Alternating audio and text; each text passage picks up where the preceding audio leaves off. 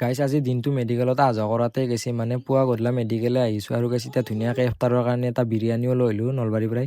গাইছ hello' and welcome back to my another mini blog. আৰু এতিয়া ৰাতিপুৱা টোপনিৰ পৰা উঠি কিনে মই আহি গ'লোঁ মেডিকেলত, মানে মাদাৰৰ কিবা বেমাৰ হৈছে সেইকাৰণে মেডিকেলত দেখাব আনিছোঁ। আৰু এতিয়া প্ৰথমতে টিকেটটো কাটি ল'লোঁ আৰু গাইছ ডক্টৰে এতিয়া চাই দিয়ে কিনে কিবা ঔষধ লিখিছে আৰু মোক ফাৰ্মাচীৰ পৰা ঔষধটো লৈ আহিছে। আৰু এতিয়া ধুনীয়াকৈ মই ঔষধটো লৈ আহিলোঁ ফাৰ্মাচীৰ পৰাই। আৰু গাইছ মই এতিয়া ঘৰত আহি গ'লোঁ, মানে মাদাৰ বৰ্তমান মেডিকেলতে আছে, মানে কিবা চেলাইন দি থৈ দিছে, মানে দুৰ্বল হৈ গৈছে তো সেইকাৰণে চেলাইনটো দিব দিছে, তাতে আছে এতিয়া বৰ্তমান। আৰু গাইছ এতিয়া মই আৰু যাব লগা হ'ল মেডিকেলত, মানে এতিয়া কাপোৰখিনি লৈ যাব লাগিব মাদাৰৰ বোলে ঠাণ্ডাও লাগিছে, মানে যোৱাতে আমি আকৌ কাপোৰ নিয়া নাছিলোঁ তো সেইকাৰণে এতিয়া ধুনীয়াকৈ বেগত কাপোৰটো ভৰাই লৈ কিনে মই যাই আছোঁ।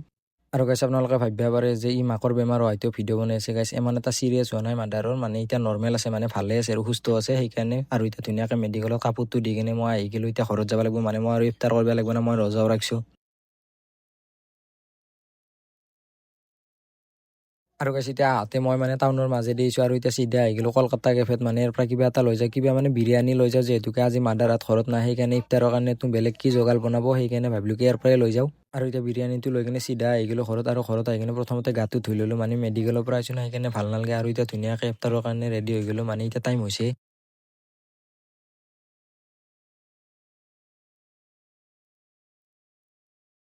আৰু গাইছ এতিয়া মোৰ খোৱা লোৱা কমপ্লিট, আৰু গাইছ খোৱা হোৱাৰ পিছতে পাৰ্চেল ওলাই ফোন মাৰিছে যে এটা মোৰ পাৰ্চেল আছে, পাৰ্চেলটো লৈ লোৱা একেলগে। ডেটছ ফৰ টুডে গাইছ, চি ইউ চুন।